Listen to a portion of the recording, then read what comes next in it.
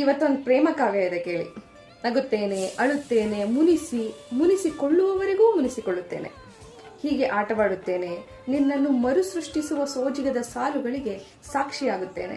ಮೂಡುತ್ತೇನೆ ಒಂದು ದಿನ ನಿನ್ನ ಕಣ್ಣ ಪುಟ್ಟ ಪುಟ್ಟ ಮಿಟುಕಿನಂತೆ. ಸೋತವಳನ್ನು ಹಿಡಿದೆತ್ತಿ ನಿಲ್ಲಿಸಿದ ಪರಾಗದ ಬೆರಗಲವೇ ನೀನು. ಭೂಮಿಗಂಧ ನಾನು, ಬೆಟ್ಟ ಬಯಲು ಹಸಿರು ಉಸಿರು ಕಡಲು ಮುಗಿಲು.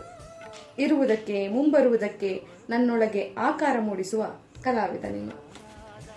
ಜನ ತೇಜಸ್ವಿ ಅವರ ಅವನರಿವಲ್ಲಿ ಇದೊಂದು ಪ್ರೇಮ ಕಾವ್ಯ ಜೊತೆಗೆ ಖಂಡಕಾವ್ಯ.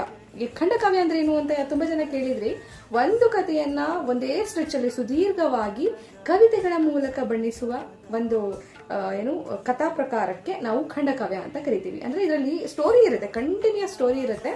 ಟೋಟಲಿ ಇದರಲ್ಲಿ 87 ಪುಟ ಇದೆ. 87 ಪುಟನು ಒಂದೇ ಕತೆ ಸುದೀರ್ಘವಾಗಿ ಕವಿತೆಗಳ ಮೂಲಕ ವಿವರಿಸಿದ್ದಾರೆ.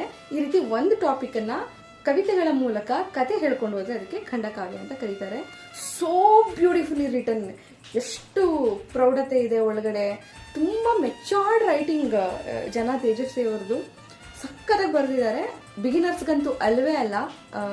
ಇದನ್ನ ಅರ್ಥ ಮಾಡ್ಕೊಳ್ಬೇಕಂದ್ರೆ ನೀವು ಪ್ರೀತಿಯಲ್ಲಿ ಬಿದ್ದಿರಬೇಕು. ತುಂಬಾ ಚೆನ್ನಾಗಿದೆ ಪುಸ್ತಕ. ಅವನರಿವಲ್ಲಿ ಜನ ತೇಜಸ್ವಿ.